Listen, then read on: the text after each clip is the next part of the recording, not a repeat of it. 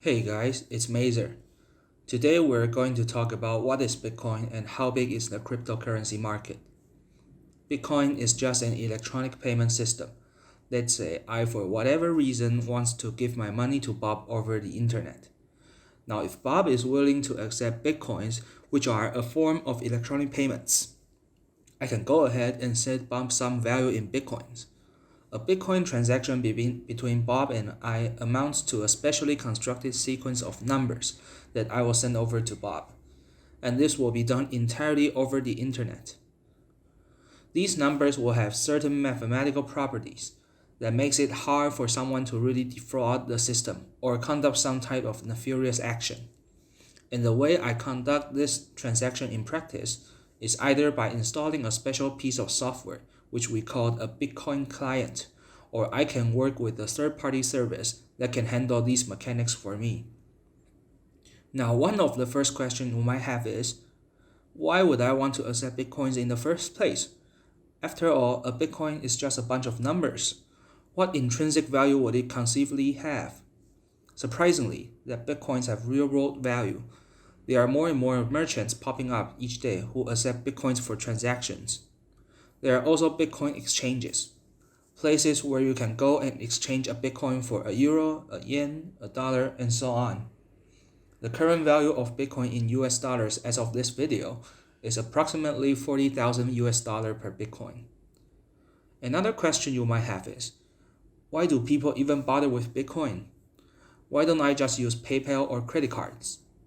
It turns out that within the Bitcoin network, people can transact without divulging who they are in the real world. From the perspective of Bitcoin, my identity is going to be a sequence of numbers, and that sequence of numbers is effectively going to function like a pseudonym. From me, that sequence number have nothing to do with true real-world identity. Nobody needs to know that this is me transacting. All they need to worry about is their pseudonym within the system. Third question is, how big is the cryptocurrency market? Here's a chart of the market cap in crypto. On May 12, 2021, it was at 2.56 trillion US dollars. Sounds abstract, right? Let us compare other markets. At the end of 2020, statistics indicates that there are 90.4 trillion USD in the fiat market. This includes your savings. Current global stock market is at 95 trillion US dollars. Value of all mined golds are at 9.6 trillion. In other words, crypto market is only 2.8% of the fiat market, 2.69% of the stock market, and 26% of the gold market. Seems like the market is pretty small. But on the contrary, you can see a blue ocean market. If the crypto market is as big as those markets, then there's nothing to do here. If the market cap goes to 5% of the stock market, that goes to 4.75 trillion. Imagine what will the price of the Bitcoin be.